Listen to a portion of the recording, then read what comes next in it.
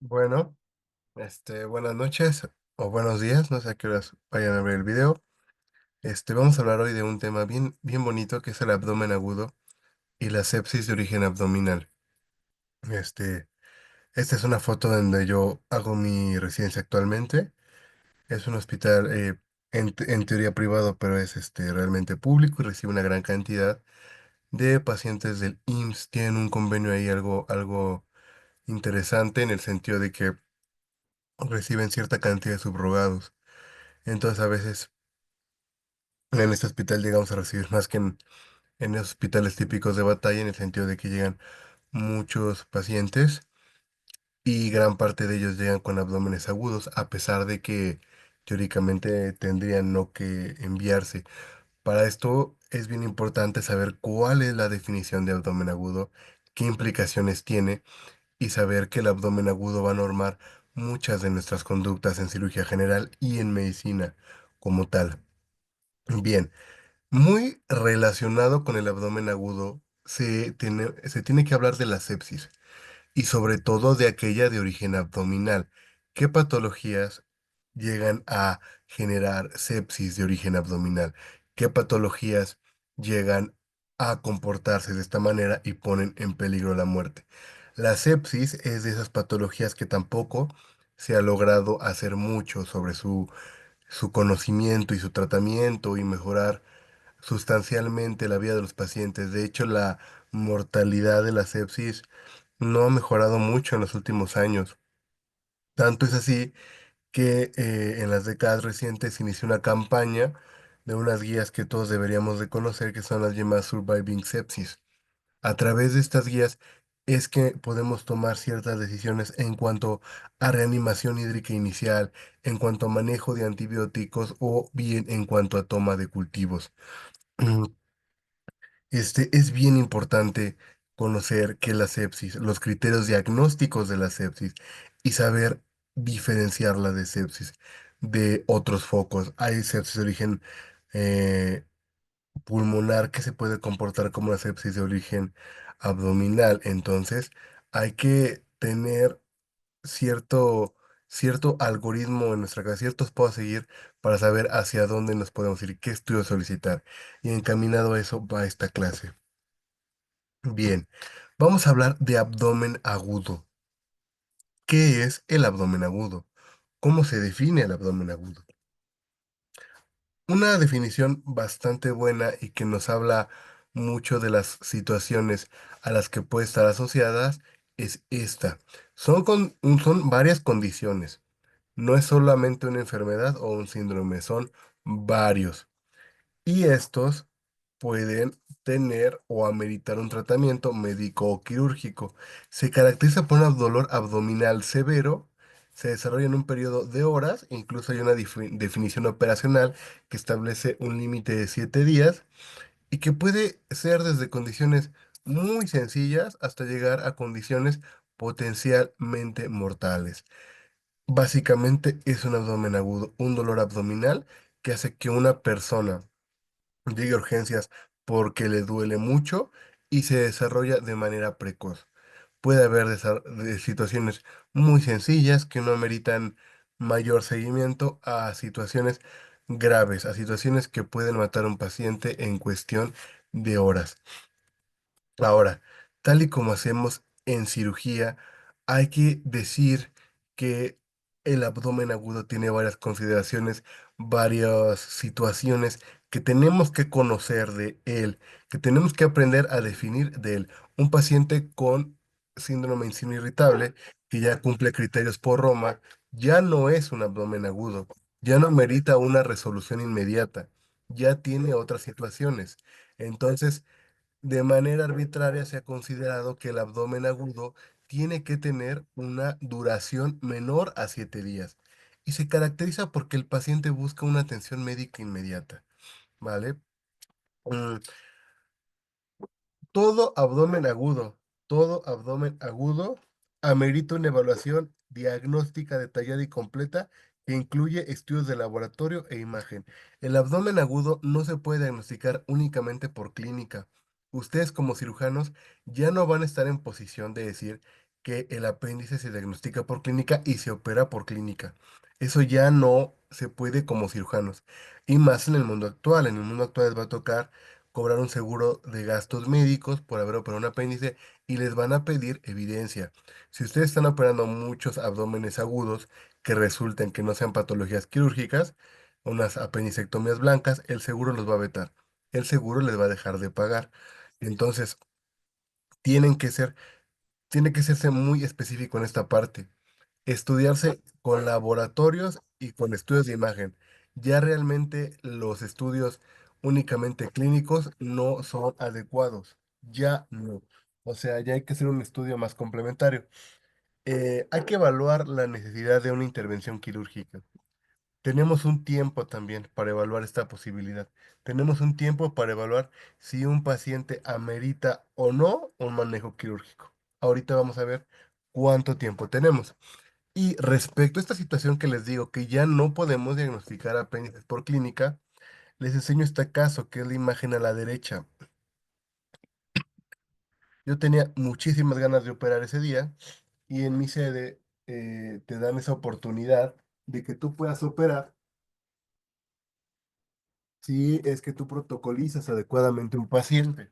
Y a veces, aunque no lo protocoliza adecuadamente, y a veces vemos a tantos pacientes que tienen los signos típicos, los datos clínicos típicos de apéndice, tiene McBurney, que tiene Robson, que tiene rebote, que podemos llegar a tomar decisiones equivocadas. ¿Qué decisión? Este paciente yo lo metí como una apendicectomía abierta porque tenía toda la clínica. Resultó ser un aneurisma roto contenido, ¿vale? Era un paciente público en un hospital al cual no tenía derecho a biencia. Y el paciente no pudo pagar su traslado, no pudo pagar otras situaciones por sus condiciones de inestabilidad hemodinámica.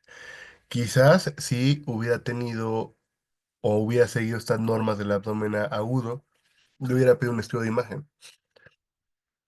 Le hubiera salido más barato que la cirugía per se y se hubiera podido trasladar quizás a un centro público que pudieran manejar este aneurisma y le hubiéramos dado más oportunidades de vivir. Este paciente murió porque ya no tuvo los medios ni los recursos para poder trasladarse en una situación de inestabilidad hemodinámica.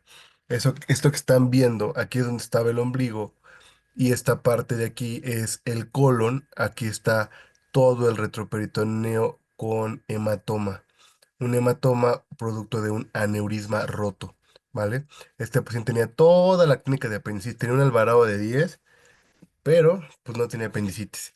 Entonces, hoy en día ya no es justificable decir que operamos un apéndice por pura clínica. Necesitamos forzosamente apoyarnos de estudios de imagen y de paraclínicos, ¿vale? Este fue un caso, pues mío, ¿no? No fue la mejor decisión. Ahora, hay que saber que de todos los abdómenes agudos que tengamos, realmente ni siquiera la mayoría son quirúrgicos. Solo entre el 20 y el 45% de ellos van a necesitar una cirugía. Pregunta de examen de R1 de cirugía general, pregunta de consejo también. Otra pregunta que la mayoría tenemos mal y a la mayoría se nos enseñó mal. La causa más frecuente de abdomen agudo no es apendicitis aguda. La causa más frecuente de abdomen agudo es el dolor abdominal inespecífico. Un dolor sin otra etiología que desaparece casi espontáneamente y del cual no se encuentra una etiología definida, ¿vale? Esa es la causa más frecuente de abdomen agudo, el dolor abdominal inespecífico. Pregunta muy importante si uno es error de cirugía y va a hacer un examen. Bien. Dentro de las enfermedades quirúrgicas que causan abdomen agudo, la más frecuente es la apendicitis aguda. Y en segundo lugar, las enfermedades de la vía biliar.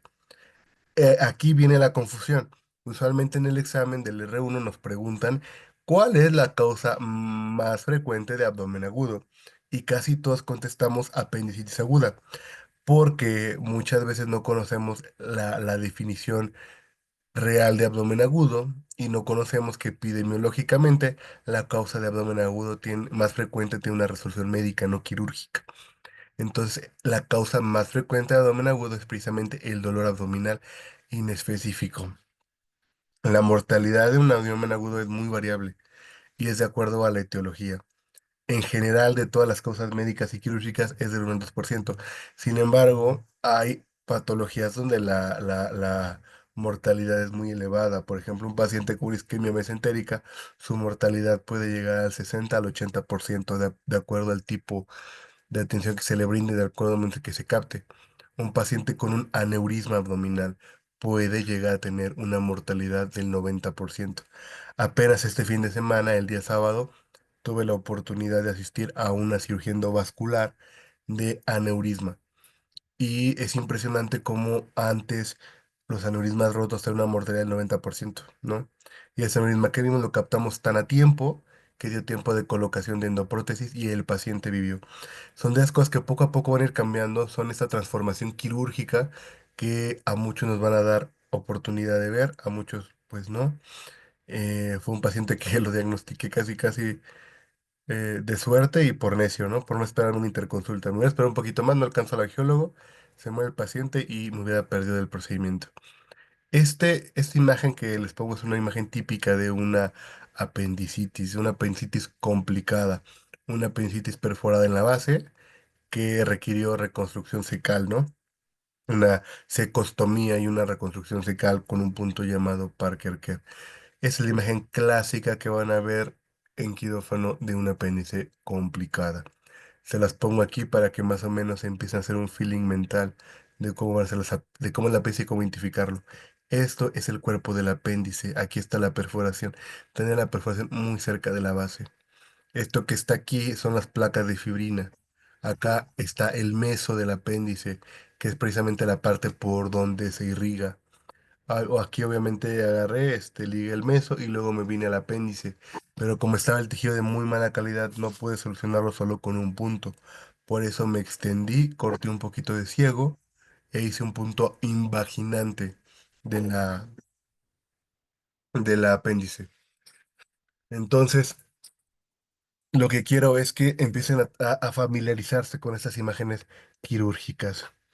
Bien, hablando de etiología médica, la etiología médica, la causa más común ya vimos que es em, el dolor abdominal en específico. Sin embargo, hay otras causas no quirúrgicas o bien que no ameritan un manejo quirúrgico. Se las voy a mencionar brevemente para que las tengan en mente, para que no las pierdan, para que sepan que existe y lo razonen en su diagnóstico diferencial. Patología que no se conoce no se diagnostica, ¿vale?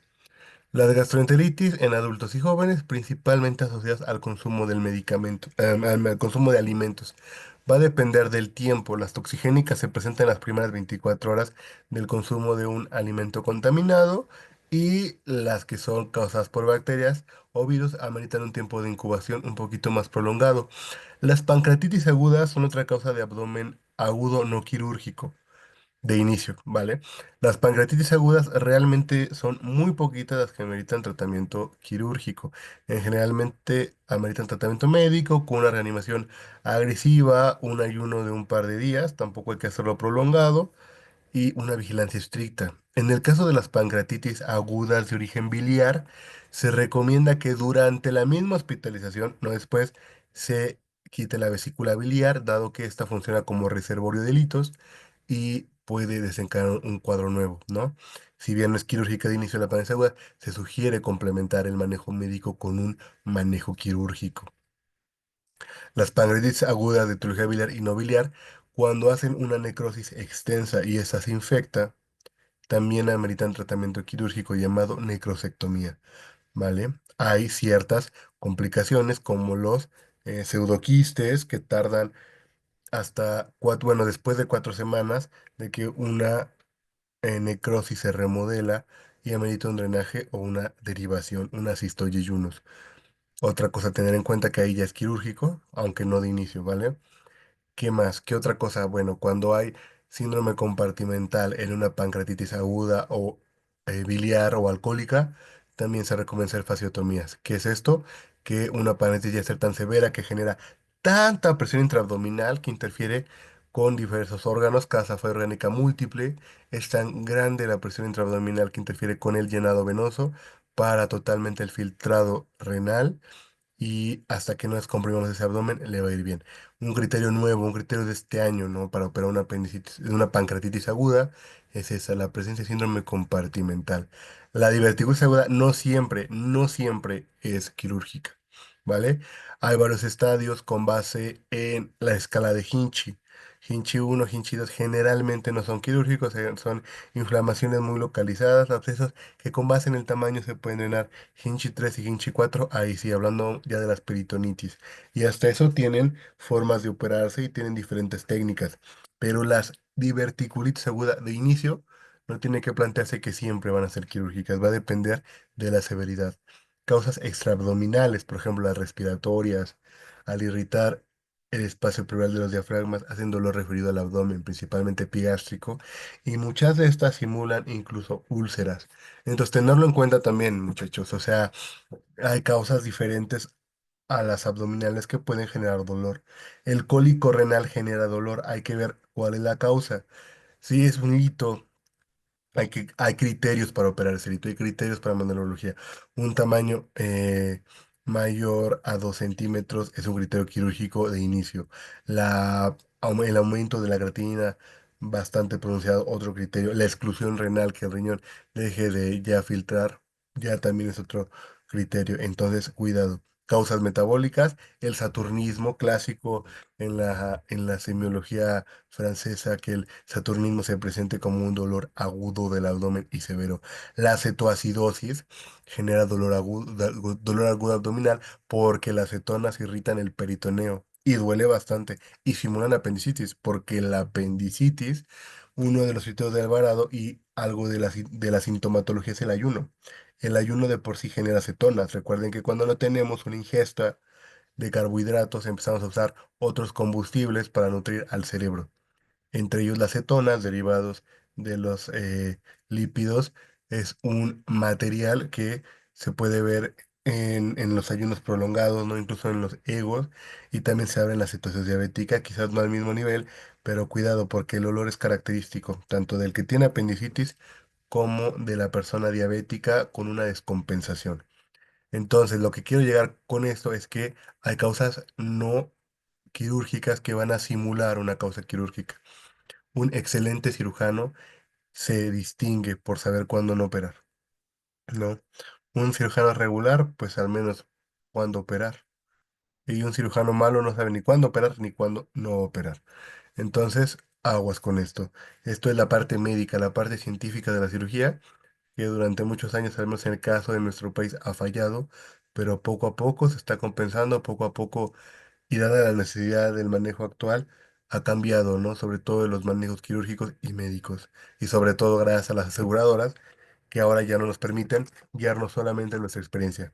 Ya nos exigen hacer un buen abordaje desde el punto de vista médico-legal y que nos va a apoyar también en la parte científica, ¿no? Nos va a hacer mejores médicos. Quiero mencionar brevemente el dolor abdominal inespecífico, saber que existe, saber más o menos qué es y cómo manejarlo. No solamente tener esa capacidad de identificarlo, saber que si muchas veces un paciente llega con un abdomen agudo de urgencias, no solamente hay que decir, ah, tiene dolor abdominal específico, mándenlo a su casa, sino saber qué podemos hacer, ¿vale? Entonces, el dolor abdominal inespecífico se caracteriza porque no se determina su etiología, es decir, es un diagnóstico de exclusión. Es un dolor difuso localizado. No hay datos clásicos de inflamación, obstrucción o infección en los paraclínicos. En los paraclínicos no existen. Si bien sí existen esos datos de manera clínica, no existen a nivel paraclínico, ¿vale? Es más común en mujeres jóvenes. Las mujeres jóvenes, de manera fisiopatológica y con base en la producción de sustancia P a nivel de la médula espinal, pueden tener menos tolerancia al dolor. Su umbral de dolor puede ser muy, muy pequeño. Entonces, aguas con eso. Hay que hacer un diagnóstico completo, laboratorios, estudios de imagen. Ya hay que superar la época donde nada más por la clínica y por lo que yo pienso hay que hacer las cosas. Hay que obtener evidencia objetiva de lo que estamos viendo. Incluso, perdonen, incluso los mejores diagnostas o los que se hacen llamar los mejores diagnostas, esos que invitan a cada congreso, cuando se les ha retado a ver qué tan buenos diagnostas son, cuando se le han puesto una serie de casos clínicos, realmente no llegan a más del 70% de diagnósticos. O sea, sus diagnósticos no son completos, ¿vale? Denme un segundo.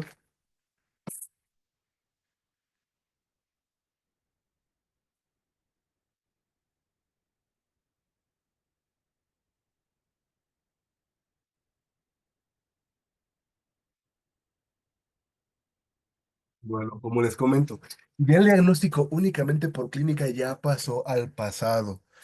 Lo van a hacer en sus centros, sí, quizás, dependiendo de qué centro, espero que se queden en el centro más completo y que más les permita adaptarse a la medicina moderna.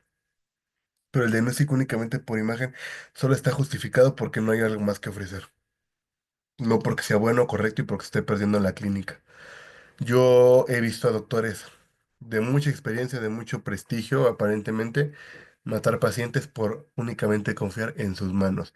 Ya la tecnología está muy avanzada. Nuestros diagnósticos no tienen que basar solamente en la clínica o van a equivocarse como yo me equivoqué en su momento y tuve responsabilidad en ese paciente que murió de ese aneurisma roto.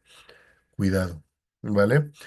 Bien, cuando ya hicimos un examen diagnóstico completo y físico y el paciente sigue teniendo dolor, hay que iniciar con medidas generales, hidratar al paciente, modificaciones dietéticas, muchas veces la leche, el trigo, el centeno, ciertas enfermedades que son de muy difícil diagnóstico se pueden englobar inicialmente como el dolor abdominal específico, la enfermedad de Whipple, eh, se me ocurre la enfermedad celíaca, las enfermedades inflamatorias intestinales, hay trastornos de motilidad gástrica y colónica que lo simulan.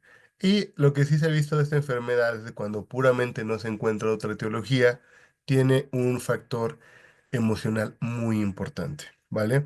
Parece que factores emocionales hacen que el paciente tenga dismotilidades. Entonces, una buena terapia puede ser iniciar con antiespasmódicos y antidepresivos tricíclicos. Tener cuidados con esto. Yo los uso mucho, los antidepresivos tricíclicos, sobre todo en síndrome de abdomen, perdón, síndrome de intestino irritable, pero cuidado con ellos porque su umbral de seguridad es corto y muchas mujeres jóvenes los utilizan para suicidarse. Cuidado con estos. No dar opioides. Aquí sí está contraindicadísimo dar opioides, porque lo que se ha visto de los opioides es que tienen que usarse en agudo. Gran parte de la fisiopatología de esta epidemia tan grande al fentanilo no tiene tanto que ver con un sentimiento placentero que tienen los opioides, sino porque los opioides descontrolan mucho la vía del dolor y el paciente si no consume opioides siente mucho dolor. Nosotros de manera fisiológica podríamos estar experimentando dolor en muchos tiempos, ¿vale?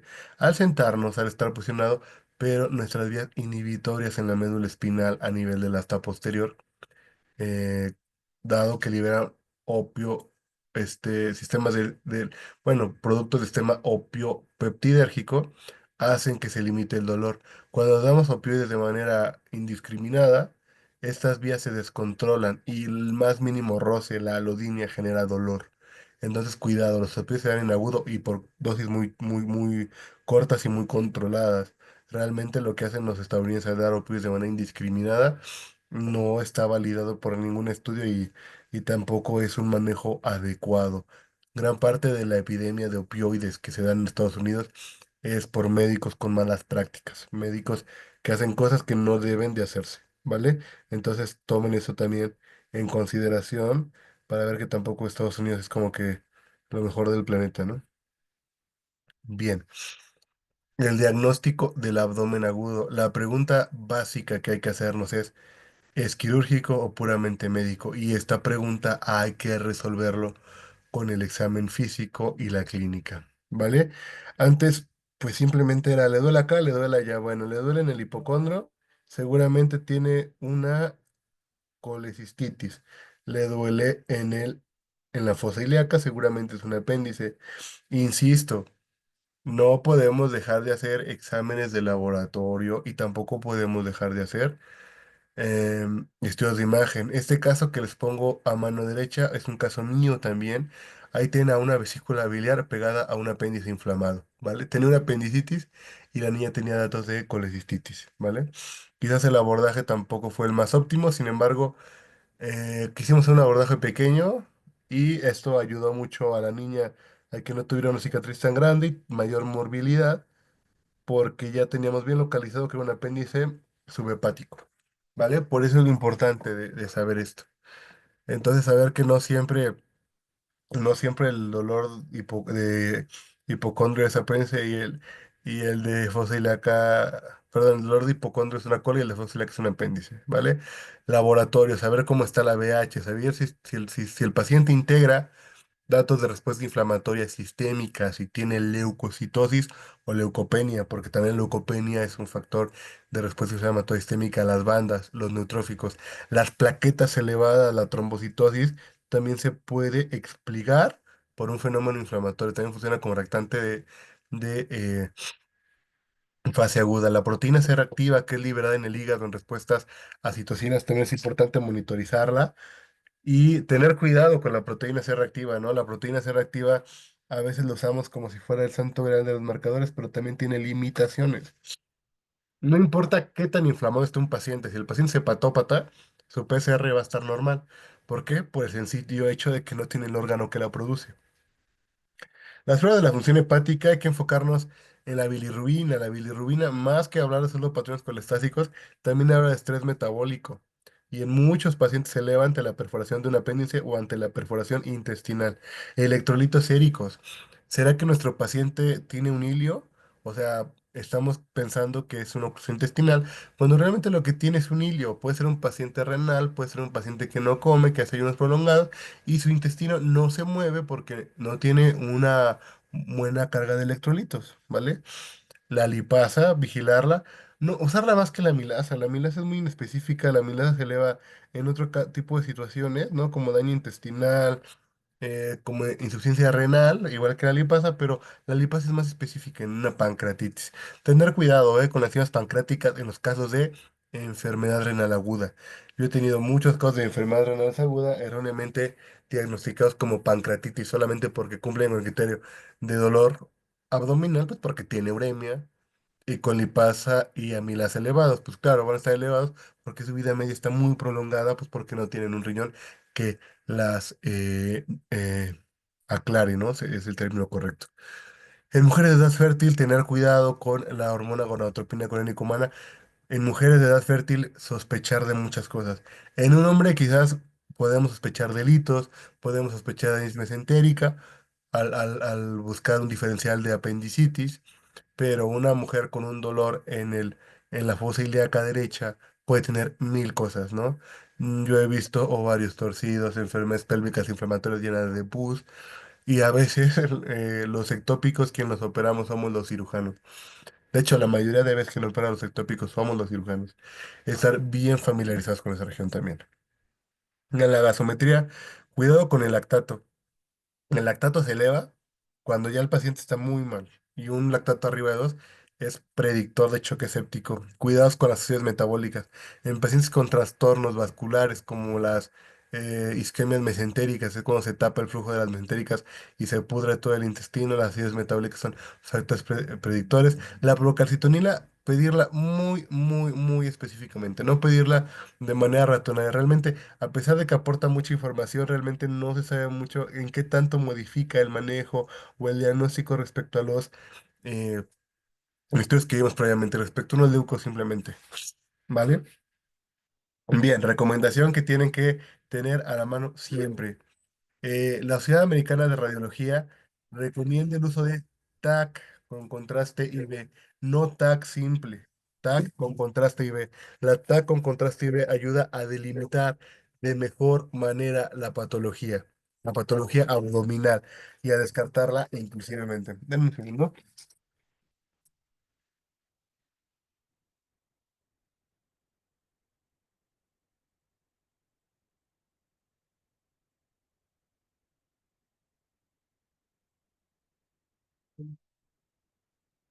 Entonces hay que tener mucho, mucho cuidado con esto.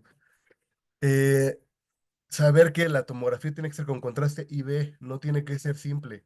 Y la ecografía es el estudio de elección únicamente cuando el dolor se presenta en el cuadrante superior derecho.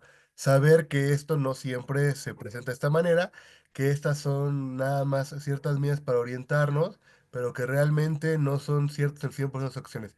Como por ejemplo en el caso que les presenté, este caso donde con mi pinza Babcock tengo tomada la apéndice, ¿vale? Y arribita está la vesícula biliar. Vale, alto riesgo de lesión de vía biliar, por cierto, en esta niñita, pero le fue bastante bien. La resonancia magnética, valorarla cuando la ecografía no es definitiva en el caso de las mujeres embarazadas, ¿vale? La ecografía puede usarse como un complemento o como un sustituto del ATAC en mujeres en el primero y el segundo trimestre, ¿vale? Sin embargo, si la ecografía no es definitiva, se puede valorar perfectamente realizar una resonancia magnética. Otra pregunta que nos hacen, ¿no? En los exámenes, esto de la residencia y conocer bien estos algoritmos, ¿no? Saber bien que, si no, que no se nos acabe el mundo, ¿no? Al no funcionar la ecografía. Tener siempre estrategias. Bien, sabiendo que nuestro abdomen puede ser quirúrgico, ¿cuánto tiempo idealmente tendríamos que tener para identificar y manejarlo? ¿Vale? Tener cuidado. Por eso aquí viene la parte de por qué sí vale la pena a veces el regaño que nos pueden hacer más. No un regaño en mal sentido, no un regaño en acoso, no un regaño en hostigamiento, sino un regaño en cuanto a la academia, en cuanto al aprendizaje y en cuanto a la responsabilidad de saber que te puedes o no te puedes equivocar, o bien puedes no hacer las cosas simplemente porque no quisiste hacerlas, porque no te organizaste para hacerlas y le diste importancia a otras cosas cuando tenemos una responsabilidad y un trabajo, ¿vale? Tenemos que hacer el manejo de este paciente y que se identifique y se maneje quirúrgicamente dentro de las primeras 5 horas en el caso de una patología abdominal clásica, apéndice, colecistitis. En caso de trastornos vasculares o en caso que de inicio el dolor sea desproporcionado a la clínica o a los hallazgos, sospechar de algo vascular. Y en lo vascular tenemos mucho menos tiempo. El tiempo es mucho menor. Tenemos 4 o 5 horas, no más. Si nos tardamos más de esto, el intestino ya no va a ser recuperable. ¿Vale?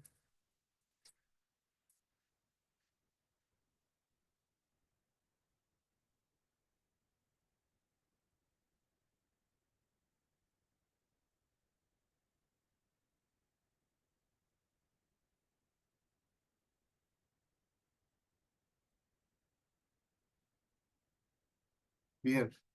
Tener mucho cuidado con el tiempo que manejamos, ¿no? Tenemos que idealmente mover todo, llevar la nota, hacer las interconsultas, manejar el servicio de urgencia también nosotros. Y quizás como buena práctica valdría la pena, mencionar esto, ¿no? Que necesitamos los estudios en caso de una tomografía, en el caso de una ecografía, de preferencia para que se dé manejo dentro de las primeras 6 horas, porque si no, el pronóstico empeora exponencialmente.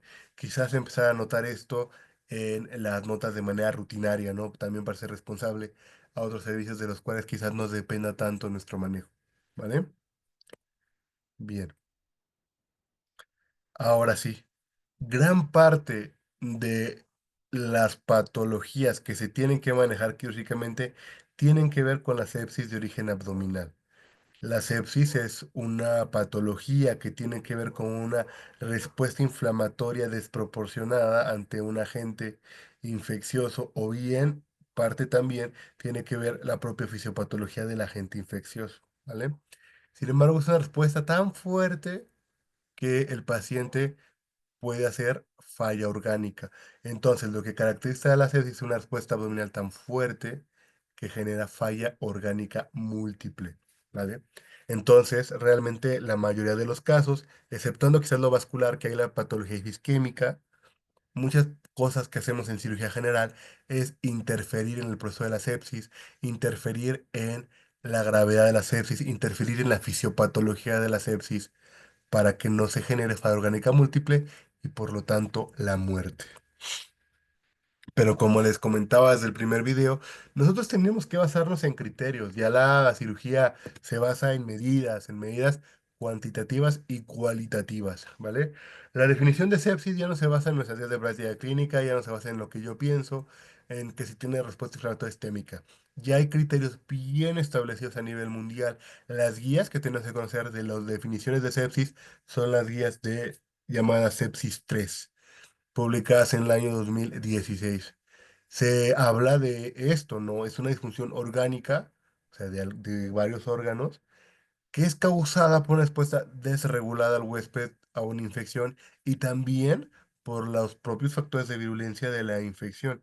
Sin embargo, hay una definición operacional, ¿vale? No se vale solo llegar al paciente y verlo ahí medio madreadón y decir tiene sepsis, no. Tenemos que tener una infección confirmada o sospechada. Y ahí de la importancia de los estudios de imagen y de los estudios paraclínicos. O sea, nosotros, a menos de que la infección esté muy a flor de piel, no podemos realmente decir que la infección tiene un foco, tiene un lugar de donde viene, ¿vale? Porque también hay respuestas orgánicas muy fuertes, por ejemplo, de pacientes con patologías reumatológicas, ¿vale? O en pacientes con patologías isquémicas. Entonces, cuidado con esto. Tenemos que por eso pedir siempre estudios de imagen.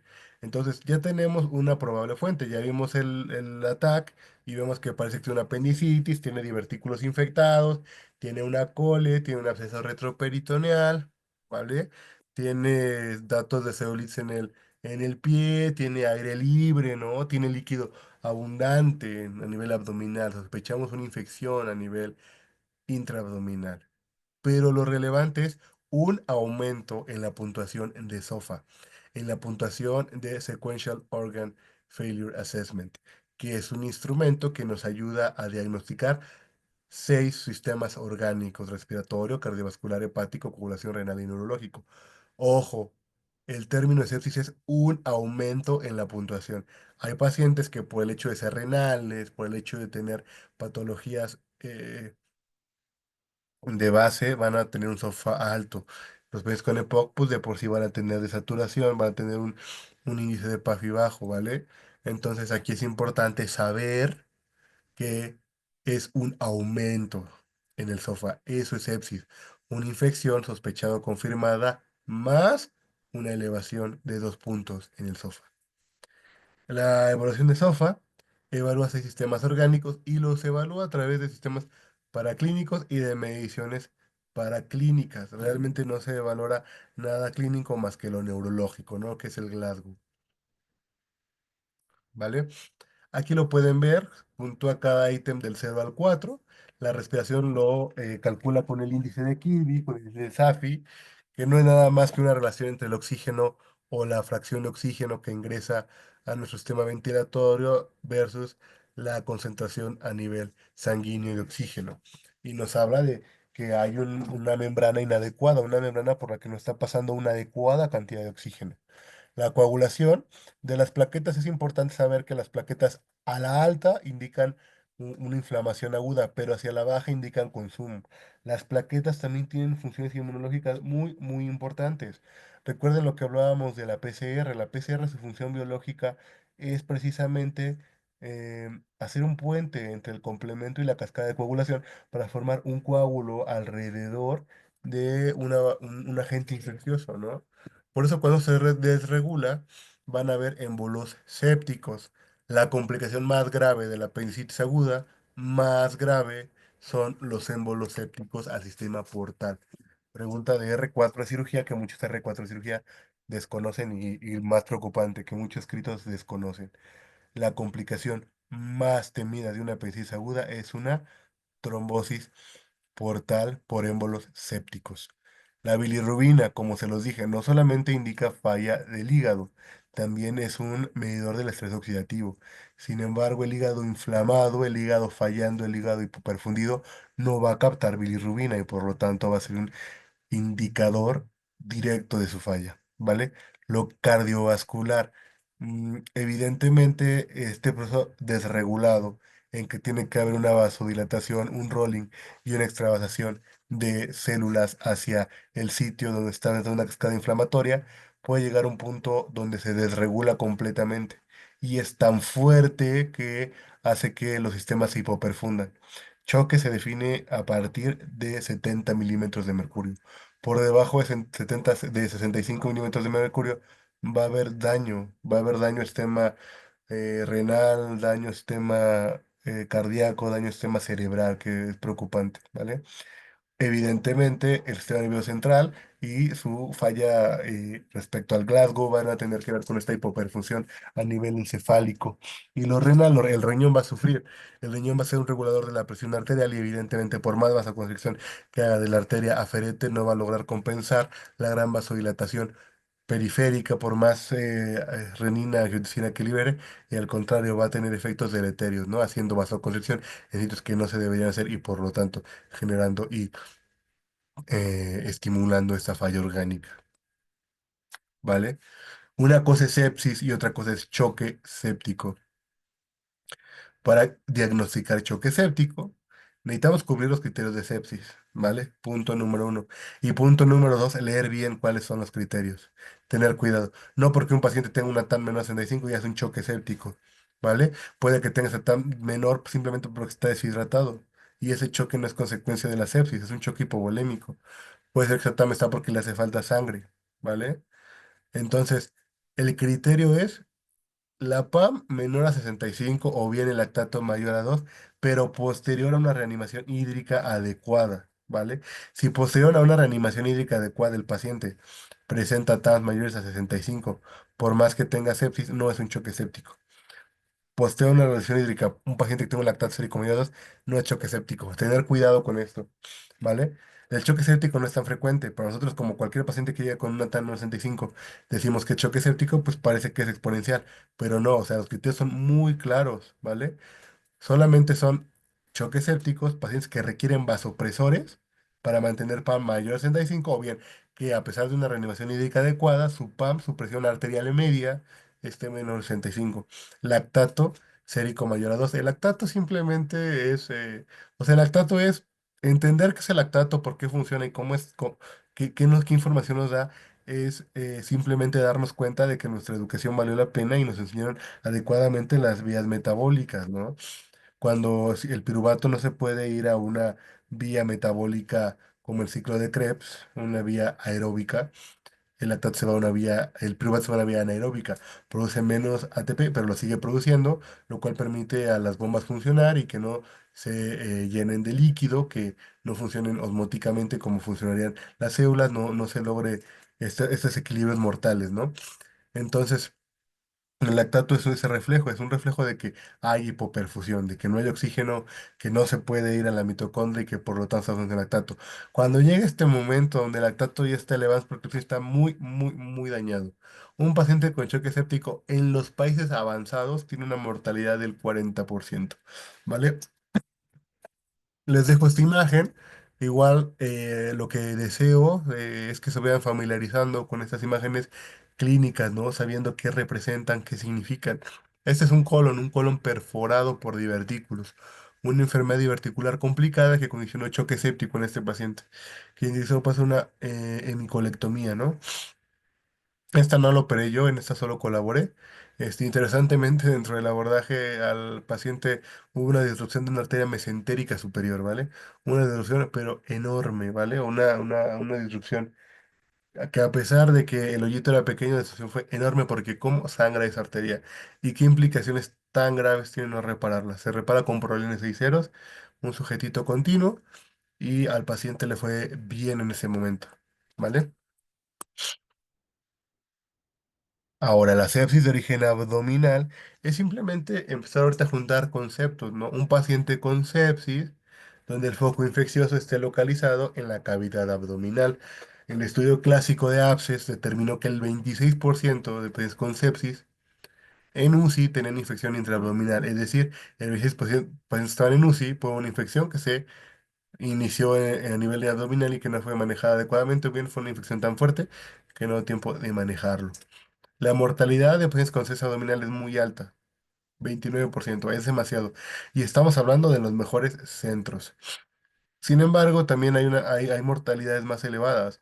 Hay pacientes que ustedes los van a ver y van a decir, este paciente tiene una mortalidad del 80%, 90%, hasta por SOFA te lo va a predecir. ¿Como cuáles? Como infecciones adquiridas en el hospital, ¿vale? En las infecciones adquiridas por hospital va a haber una resistencia bacteriana muy elevada, ¿vale? Hasta el 26%. Las peritonitis difusas son horribles porque yo no siento poco a poco. La edad avanzada, la malnutrición, la insuficiencia hepática tiene que ver con un déficit de la síntesis.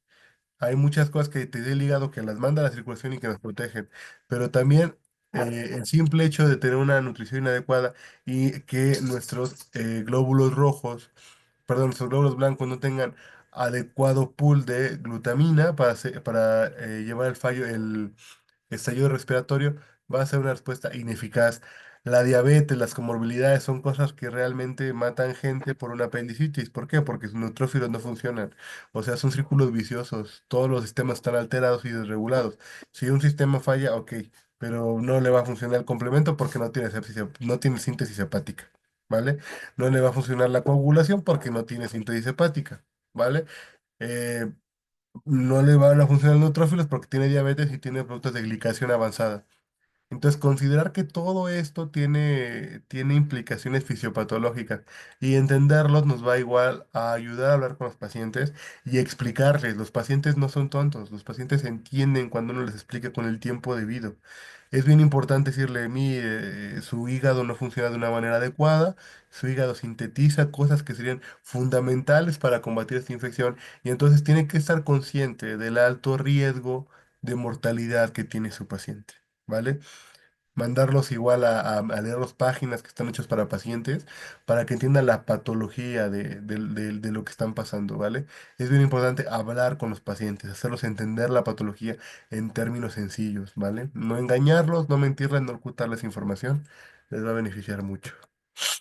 Bien, la etiología de la sepsis de origen abdominal, primer lugar, peritonitis secundaria.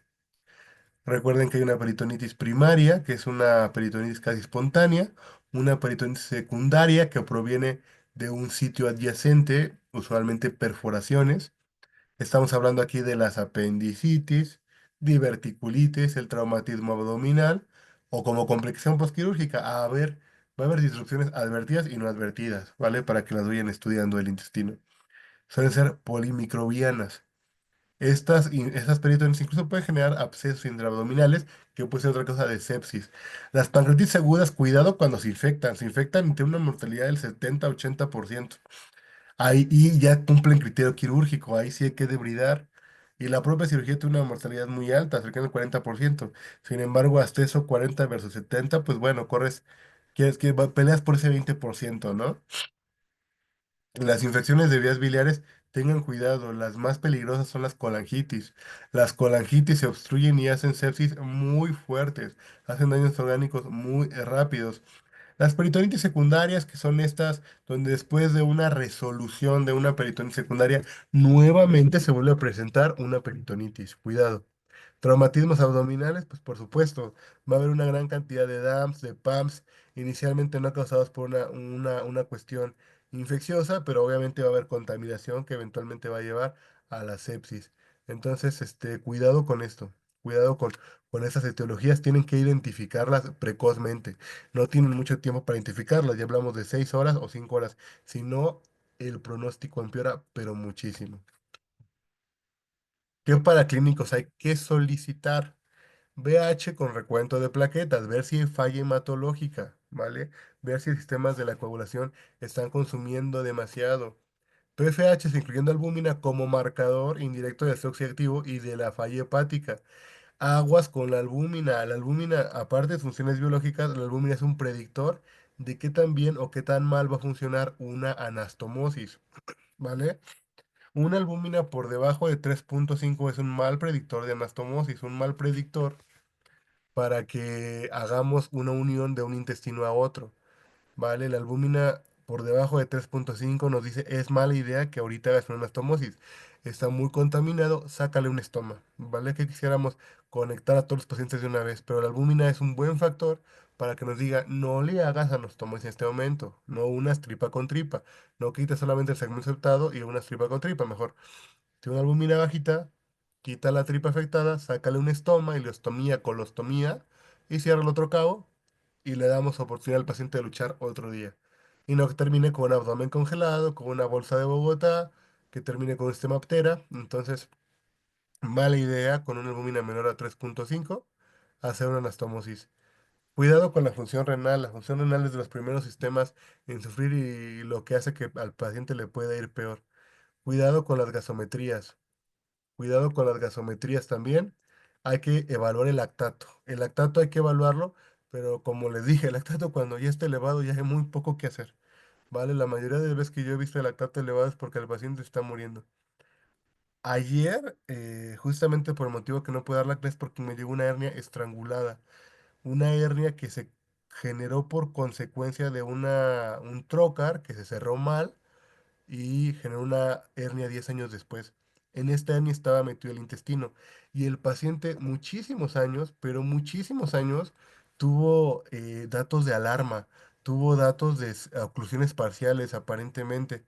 Ayer llegó con dolor abdominal muy fuerte y la hernia, ahí es cuando ya entra la experiencia basada en la ciencia de decir, a ver, la hernia está dura.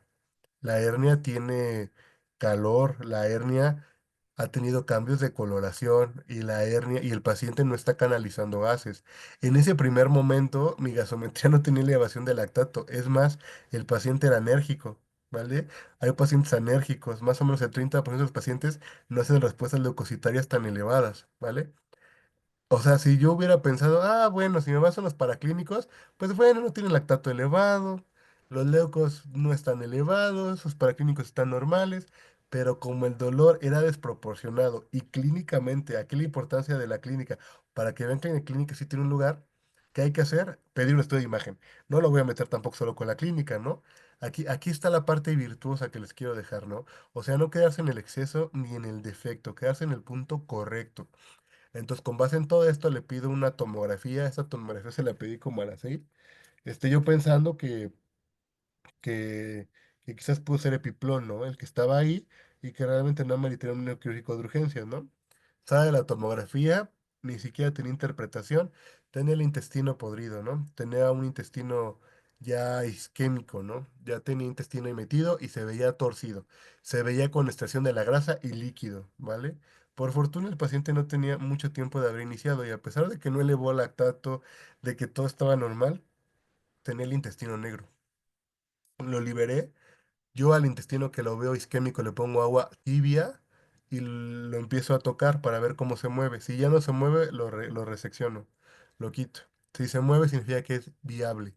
Le puse un drenaje como medida centinela y acabamos una cirugía como de 3 horas. Salí ya un poquito tarde, pero ese fue el motivo por el cual no ayer me conecté. Pero quiero recalcar que no tengo un lactato elevado. Entonces, no porque no tenga lactato elevado significa que no tenga el intestino ya negro, ¿vale? Cuidado. Esta paciente, otra paciente enérgica. Esto que están viendo a su mano derecha igual es parte de estas imágenes que les he enseñado para que más o menos vayan delimitando la anatomía real de los pacientes, no como vienen los libros que vienen de colores. Esto que se ve aquí pequeñito, que le estoy señalando, es el apéndice. Lo que viene posterior es el mesoapéndice. No es tan fácil de identificar cuando vas iniciando. Esto que está acá es el ciego, la parte más proximal del colon ascendente. Esto es ilion, y aquí está la válvula iliocecal. Por arriba empezaría el descendente. Esta fue una paciente que me la presentaron por tener neumoperitoneo. Tenía demasiado aire en la cavidad abdominal, pero de nuevo no tenía elevación de leucocitos, no tenía elevación de nada. Su gasometría estaba normal, pero clínicamente sí se veía mal. Le pedí una tomografía y en la tomografía le ver en todas partes. No se vio un sitio evidente de fuga y la metí a quirófano. Le hice una hemicolectomía, ¿vale? Bueno, no fue completa, la hice nada más unos centímetros por arriba de la válvula ileocecal. Tampoco quería darle más morbilidad al paciente. También la verdad es que mucha gente piensa que es más fregón mientras más quitas, pero hay que quitar lo justo y lo necesario, no más. Y tiene una perforación del ciego, ¿eh? La verdad es que de etiología determinada, ¿eh? Pareciera que la paciente comió algo, le dio AMB, se hizo una perforación del ciego. La verdad es que lo mandamos a patología pensando que podía ser cáncer, pero no salió nada. Pero sí estaba perforada, ¿no? Entonces, cuidado, no porque el lactato sepa normal o porque tu gasometría sepa normal, significa que el paciente está bien. Hay que basarnos también en la clínica, pero en los estudios de imagen también.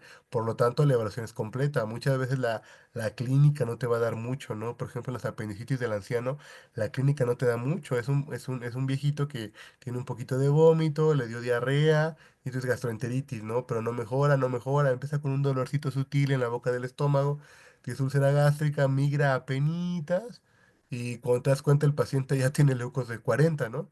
Entonces, cuidado, ¿no?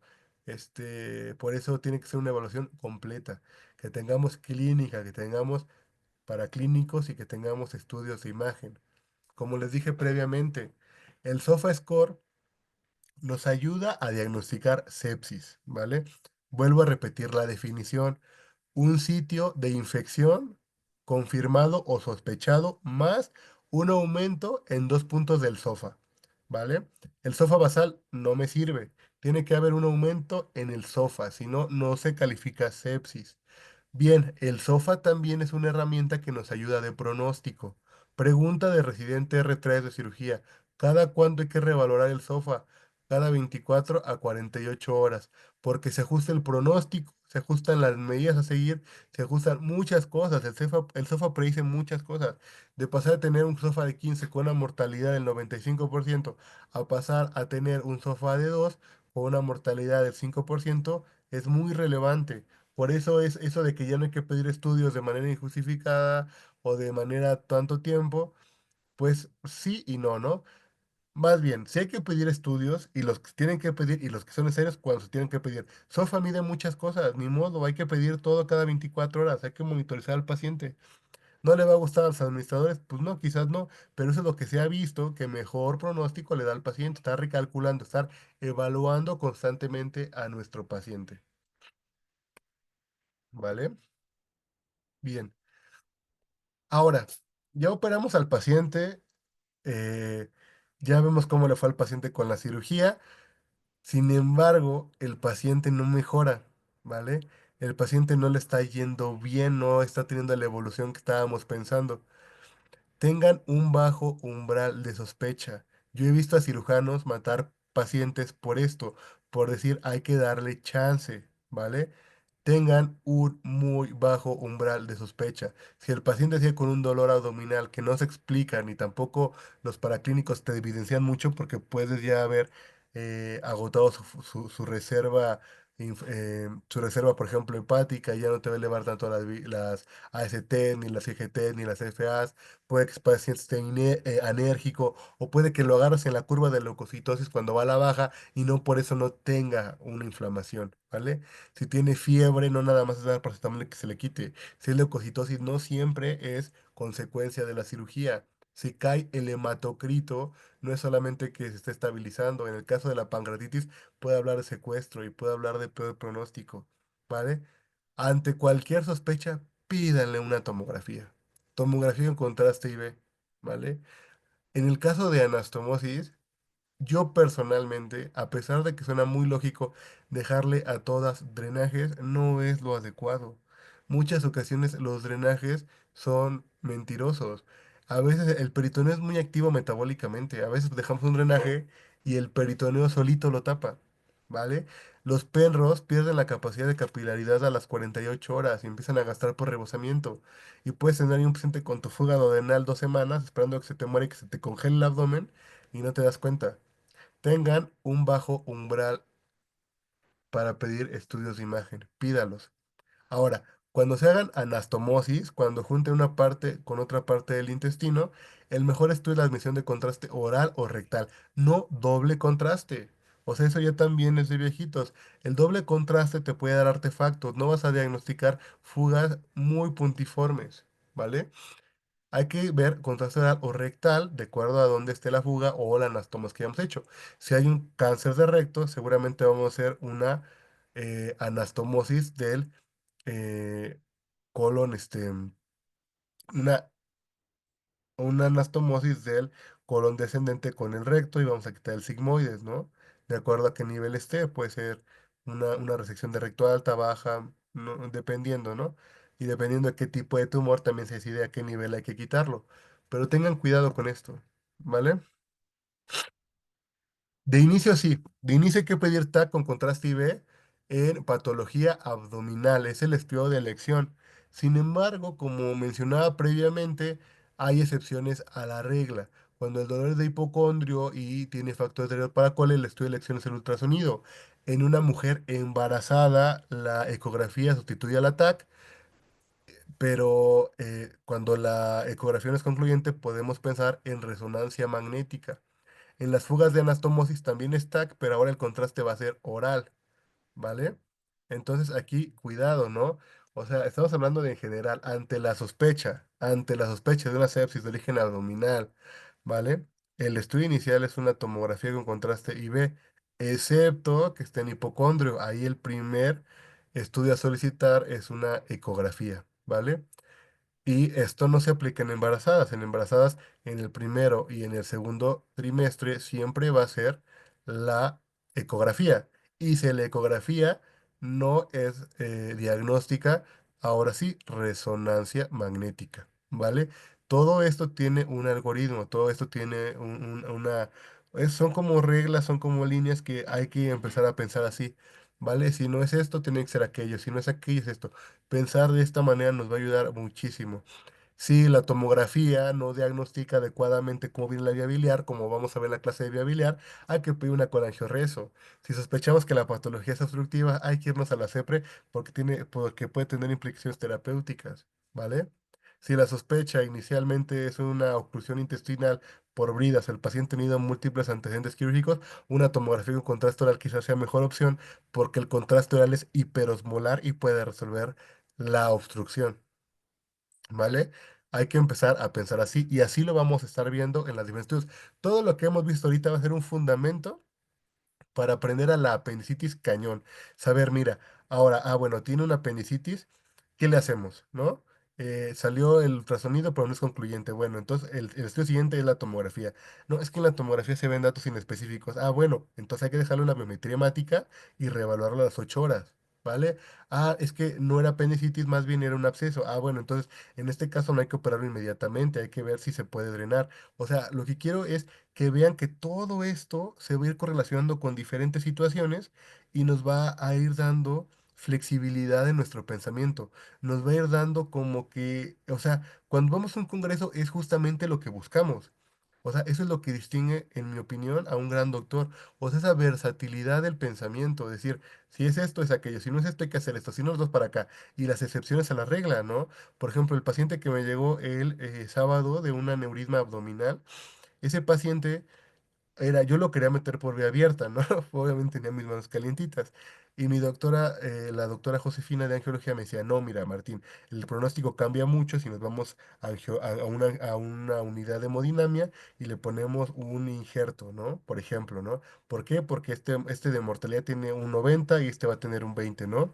Y en este hospital no tenemos UCI, si nos vamos al otro se va a tener UCI, y así vas pensando porque estos ameritan esto, porque por ejemplo, las aneurismas hechas por vía endovenosa hacen síndromes compartimentales por el fenómeno de isquemia y reperfusión, ¿vale?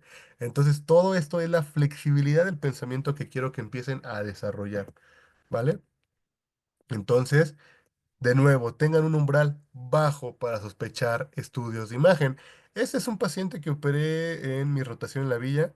La Villa es una excelente plaza, ¿no? Yo tuve el gusto de rotar con el jefe de servicio, el doctor Alcocer, que es un cirujano, pero maravilloso, ¿no? Este es un duodeno perforado. Ahí donde ven mis Babcock, tengo un fetiche con las Babcock, me gustan mucho, son mis pinzas favoritas, para cirugía gastrointestinal al menos. Es una perforación del duodeno de un paciente que se dejó así una semana, ¿vale? Y llegó chocado, obviamente llegó con cetonas.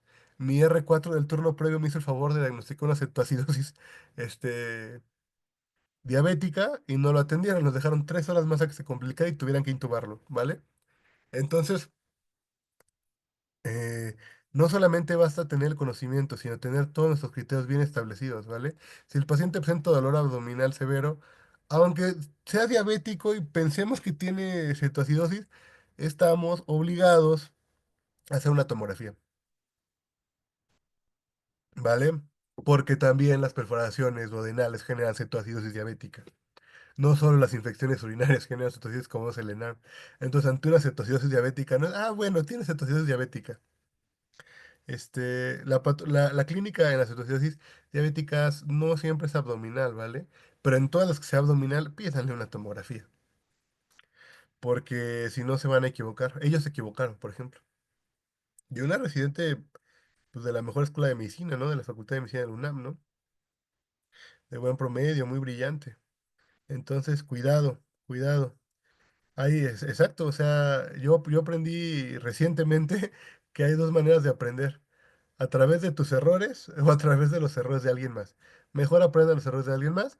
Y sí, como dices, Ray, a mí algo así me pasó en mi internado también, igualito. Nada más que a mí me tocó una esquema mesentérica.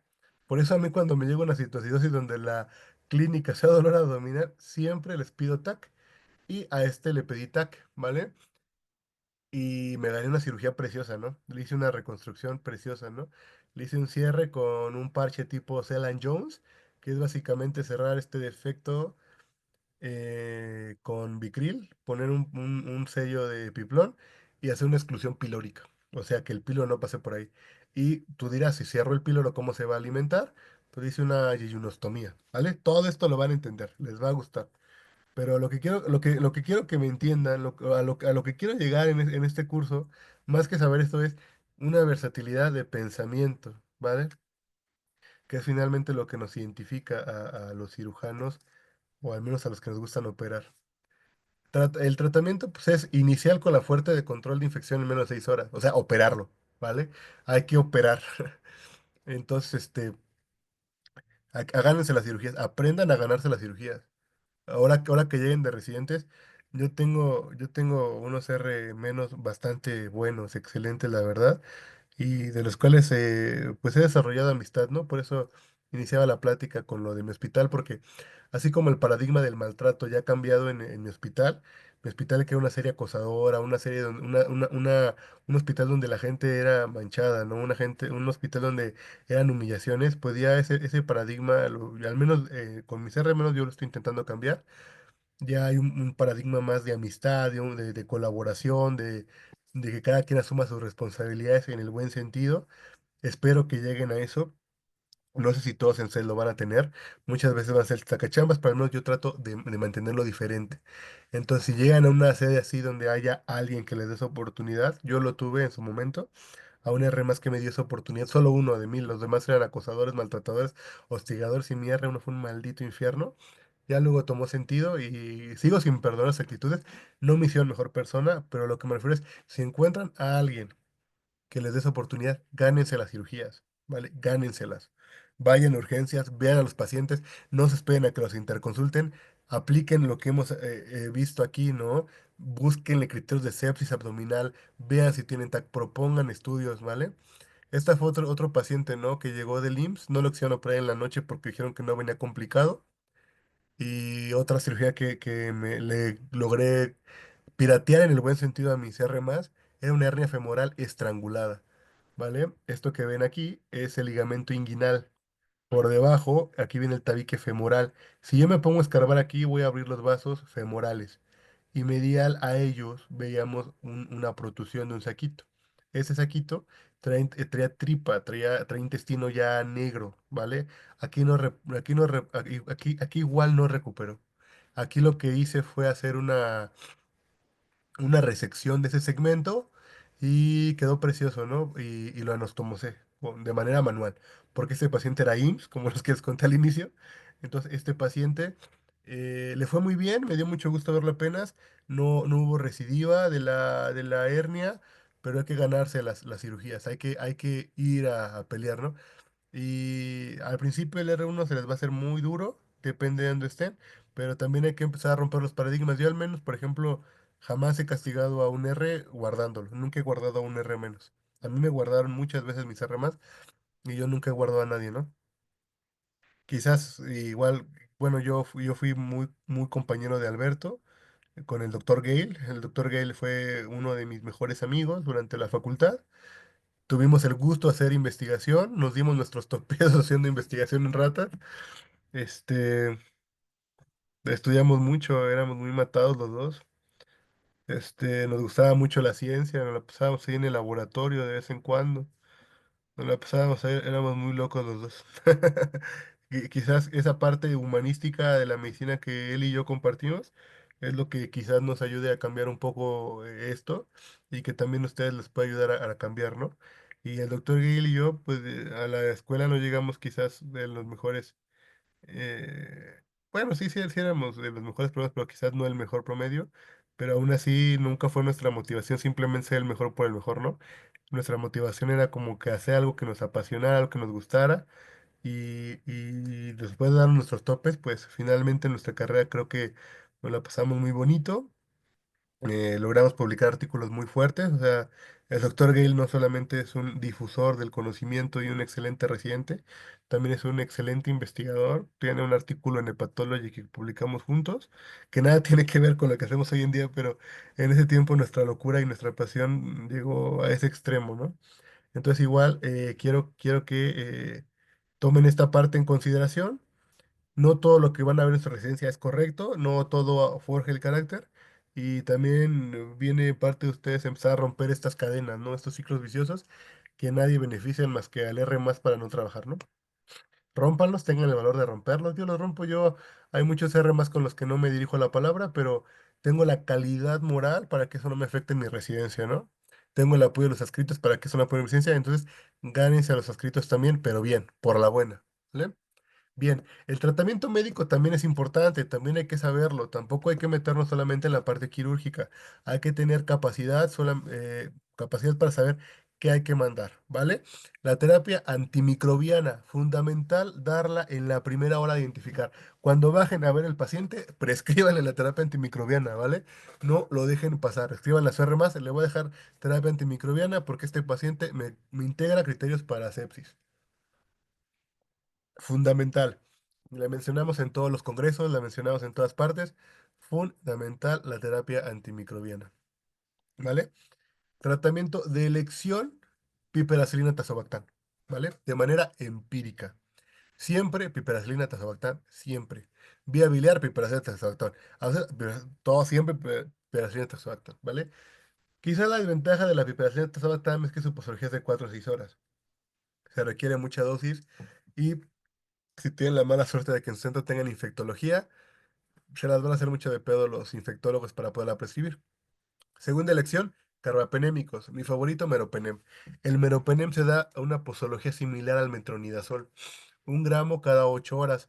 Cuidado, algo que no aprendimos en la facultad es que hay antibióticos tiempo dependientes y otros que son dosis dependientes. ¿Qué significa esto? Los tiempo dependientes tienen que estar la mayor cantidad de tiempo posible en infusión y los dosis dependientes tienen que venir la infusión rápido y en bolo, ¿vale? Mientras más alta su biodisponibilidad sea, mejor les va a ir y los tiempos dependientes van a ser más efectivos mientras más estén. ¿Se entiende esto? Bueno, de nuevo, los tiempo dependientes tienen que estar más tiempo en infusión. Es decir, si los voy a prescribir intravenosos, tienen que estar 3 4 horas. Y los que son dosis dependientes tienen que estar en bolo. Los carbapenémicos son tiempo dependientes. El meropenem se tiene que prescribir en 4 horas. Diluyen el meropenem 1 gramo en 100 mililitros y lo pasan en 4 horas para que el 4 esté infusiéndose y va a tener un mejor efecto, ¿vale? La ceftriaxona no, la ceftriaxona es dosis dependiente, lo podemos pasar en bolos. Cefepime, cefalosporina de cuarta generación, excelente medicamento. Sin embargo, el cefepime no tiene un buen espectro contra anaerobios, entonces, antiinfección de vías, perdón, antiinfección en abdomen, hay que mandar cefepime con metronidazol. Hay pacientes que tienen reacciones alérgicas a los beta-lactámicos. En este caso, los únicos tratamientos que han demostrado ser equitativos es el Astronam más metronidazol más vancomicina. De nuevo, el servicio de infectología es un dolor a veces en muchos lugares, pero pues traten de apegarse más a esto. En mi unidad no tenemos servicio de infectología. Los esquemas los damos nosotros, los médicos que están a cargo, entonces nos va bien, ¿vale? Los soportes hemodinámicos, iniciarse precozmente y ajustarse a lo que hemos visto en las clases pasadas, ¿no? Denle una checadita quizás al video de líquidos electrolíticos, cómo se calculan estas dosis iniciales, ¿no? Por ejemplo, De acuerdo a Surviving Sepsis, hay que dar más o menos 30 minutos por kilogramo de peso en bolo de un inicio. Es más o menos 2 litros para 3 horas, ¿vale? Yo de inicio a todas mis sepsis les meto 2 litros en 3 horas, a menos de que la función renal esté comprometida o a menos de que en el ultrasonido vea líneas B. Ahí sí ya está congestionado el paciente, aguas, no le pasen de más. De nuevo, para que empiecen a quedar cosas ya de memoria, para que empiecen a tener ya herramientas con las cuales defenderse en la residencia. Hay que empezar siempre con cristaloides balanceados, siempre, nunca con solución salina. Recordar que los cristaloides balanceados tienen un pH más similar al de nuestro suero, no hacen una acidosis dilucional. Este, hacen menos tasa de lesión renal al no elevar tanto el cloro, ¿vale? Lo que vimos en la primera clase, hay que intentar ver esa clase de nuevo, aunque sea una vez más antes de que la ciencia, para que tengan un esquema de cómo empezar a manejar los líquidos. Como les digo, Surviving Sepsis, en caso de sepsis, recomienda 30 mililitros por kilogramo en las primeras 3 horas, 2 litros en 3 horas, que es lo que yo uso de manera rutinaria. Si dan muchos volúmenes arriba de 5 o 10 litros, albúmina, pero a mí no me gusta la albúmina, ya les expliqué por qué. Y ya les expliqué por qué hay tratos en contra de la albúmina, sobre todo en pacientes quirúrgicos. Interfiere con la cascada de coagulación, hace reacciones la albúmina, tiene efectos ahí coloidosmóticos raros en muchas ocasiones, puede generar edema agudo de pulmón, puede generar una insuficiencia cardíaca aguda. Cuidado. Norepinefrina, hay que usarlo como primera elección, norepinefrina. Se puede iniciar periféricamente, no tienen que tener un catéter venoso central. Si bien muchos adscritos se los van a regañar porque dan norepinefrina por vía periférica, ¿vale? La norepinefrina idealmente tiene que darse por vía central, un catéter venoso central. Pero de inicio y ante la urgencia, no se esperen por un central, le van a hacer un neumotórax. Mejor inician dando la periférica, estabilicen al paciente y con toda la calma consigan un ultrasonido y pongan el catéter venoso central. ¿Vale? ¿Cuándo hay que darse? Simple, bien facilito, hipotensión a pesar de fluidoterapia. Ya le dieron líquidos, ya le dieron más de los líquidos que le tocaban con base en parámetros de variabilidad de pulso o en eso, y ya no hay variabilidad de pulso, y aunque le eleven las piernitas, no cambia nada la presión de pulso, ¿no? Que lo vimos en la clase de líquidos. Entonces, ya no le sigan dando líquidos, ya mejor empiecen un vasopresor. Le va a ir mejor, se va a recuperar más rápido. Yo sé que muchos centros usan dopamina porque se puede dar por vía periférica siempre. No usen dopamina, la dopamina hace arritmias, les va mal a los pacientes. Eso de las dosis de dopa, alfa, beta, gamma no sirve de nada, ¿vale? Cuidado. Yo así tuve el disgusto de, pues sí, ahora sí que compliqué un paciente y se murió el paciente, ¿no? Porque no tenía nada, le inicié dopamina y no murió de la sepsis, murió de una arritmia que hizo por dopamina. Cuidado con la dopamina. Mejor usen vasopresina o epinefrina. La del carrito rojo la pueden diluir y pueden encontrar una dosis perfectamente. Dosis reducción la pueden bajar bien rápido. El efecto de la norepinefrina se ven en minutos. Entonces, de nuevo, esto hay que guardarlo, tenerlo bien presente. Las recomendaciones de Surviving Sepsis, ¿vale? No las pierdan, no pierdan el nombre de la guía, aprendan a defenderse. La única forma en la que van a poder luchar contra los tiranos de sus servicios, porque los van a ver, siempre van a encontrar un tirano en sus servicios, siempre. Siempre van a encontrar una persona que le gusta resaltar humillando a los demás. La única forma en la residencia que pueden pelear contra eso es académico. Si son académicos, por más tiranos que haya, van a encontrar la manera de defenderse de forma académica. No a los golpes porque los corren de la residencia, ¿no? Pero de forma académica lo van a poder hacer. ¿Vale? Hay un escalador, y en paz descanse, que se llama Gersó, que fue el primero en escalar una montaña llamada Annapurna, ¿no? Que esa montaña hasta la fecha es de las que más tiene mortalidad, ¿no? Muy cercana al K2, incluso un poquito peor en algunos años. Es una montaña muy difícil de escalar, es parte de la cordillera de los Andes, y Gersó acababa su libro diciendo que en la vida de los hombres siempre va a haber anapurnas, ¿vale? Jesús fue el primer hombre en escalarlo y tuvo una vida, la vivió sin manos por lo que le pasó en esa montaña, pero tuvo una vida cómoda, tuvo una vida arreglada, dando conferencias por el mundo, una vida bonita, ¿no? Al final de cuentas. Entonces recuerden eso de que la vida de los hombres siempre hay anapurnas, ¿no? Eh, en la vida de ustedes, en la vida de la residencia también va a haber anapurnas, ¿no? Esta montaña tan grande. Entonces, tengan cuidado con esto y motívense para esto. Se llama Annapurna Primer 8000 de Maurice Herzog, ¿vale? Se los mando, bueno, se los escribo en el chat, pero habla justamente de la travesía que tiene este escalador y quiero que se motiven con eso, ¿no? Recordando que en la vida de los hombres siempre hay Annapurnas y la residencia, por más dura que les parezca, tiene un mérito y ahorita si me lo preguntan vale todo el esfuerzo del mundo estar ahí, ¿no? Yo, si investigan de mi sede, es una de las sedes más tóxicas de todo el país, ¿no? Es una de las sedes de las que peor se habla, es una de las sedes donde más tiranía hay, sin embargo yo no soy un tirano, ¿no? Es una sede donde menos academia hay, sin embargo yo leo todos los días. Es un lugar donde no se permitía la convivencia entre R menos y R más, sin embargo yo soy muy amigo de mis residentes, ¿no? Eh, las guardias ya no están, ya están prohibidas en todo el país, sin embargo a mí me siguen guardando. Las guardias ABC están prohibidas también en todo el país, sin embargo yo hice ABCs este año casi 6 meses. Y el lugar, sí, lo tomé mal inicialmente, sí me peleé y sí le hice la pedo muchas veces, pero siempre hay que recordar esto, ¿no? De que en la vida de los hombres hay anapurnas, ¿no? Y vale toda la pena del mundo pelear, ¿vale? Ahorita se los escribo este libro, ahorita acabando la plática, para que también lo puedan leer, ¿vale? Entonces, ahora sí vamos a llegar a ciertas cosas con utilidad práctica. Llenado capilar. El llenado capilar es de las mejores cosas que nos pueden ayudar a monitorizar qué tan bien perfundido está nuestro paciente. En este estudio clásico, ¿no? Que todos debemos de conocer, que es el Andromeda Shock, se ve justamente una estrategia basada en el llenado capilar.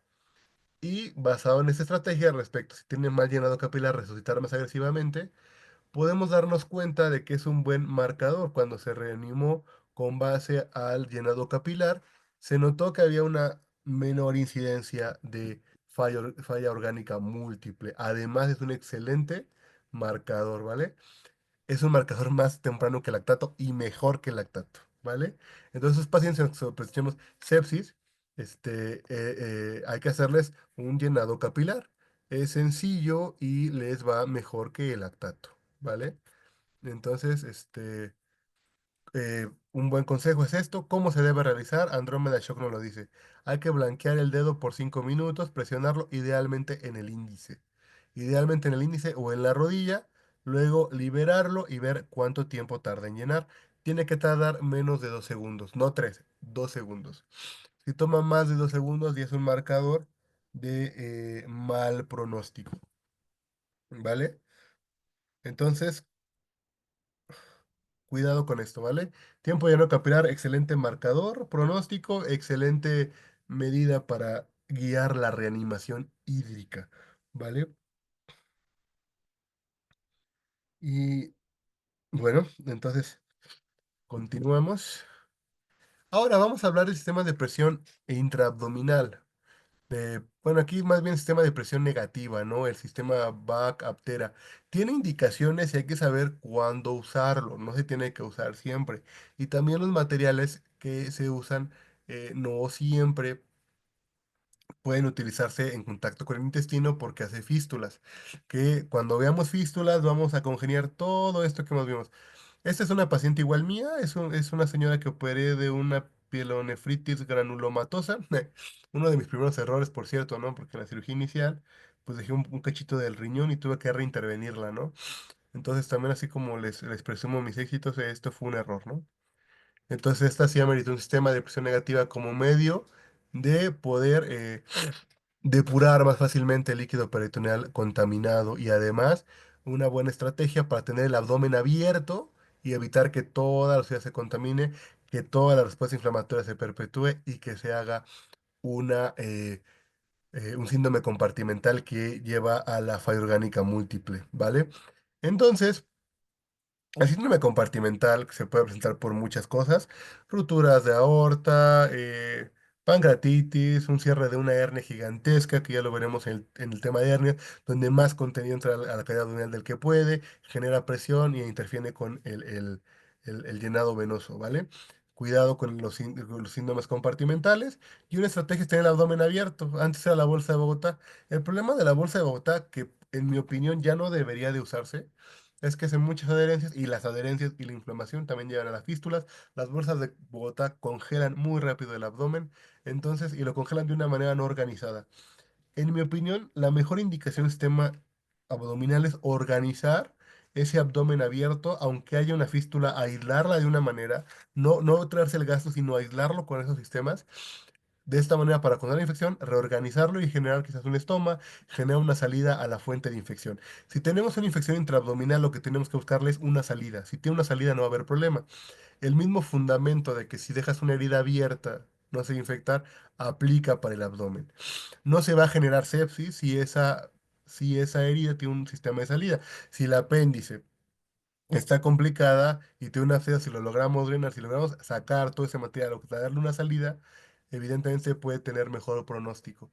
Ese es el fundamento del sistema de presión negativa, sistema BAC, que lo vamos a manejar, aunque en mi opinión, para lo mejor que funciona es para el compartimental y para organizar un abdomen abierto. ¿Vale? Este tema lo vamos a ver más detalladamente, pero sí quería que desde ahorita sepan que existe como medida de contención de la sepsis, ¿vale? Y esa sería toda la clase. Por favor, escríbanme en el chat sus preguntas o por vía o hablados, como prefieran, y los escucho.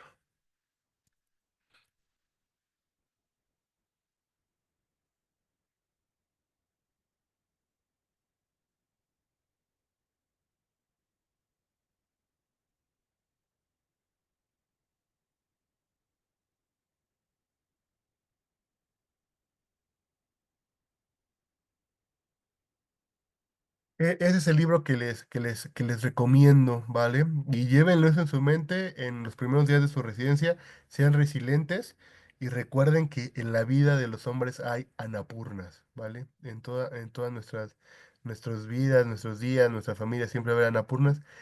Y cuando llegue ese momento en su residencia donde los adscritos lo estén mangoneando, los residentes están guardando, y ustedes se preguntan si vale la pena, mi respuesta es que ahorita yo como R3 todavía no soy adscrito, pero hasta este momento vale totalmente la pena, ¿vale? Ya desde el R2 valía la pena, pero la verdad es que es muy duro, muy duro. La bolsa de Bogotá, en mi opinión, ya no debe.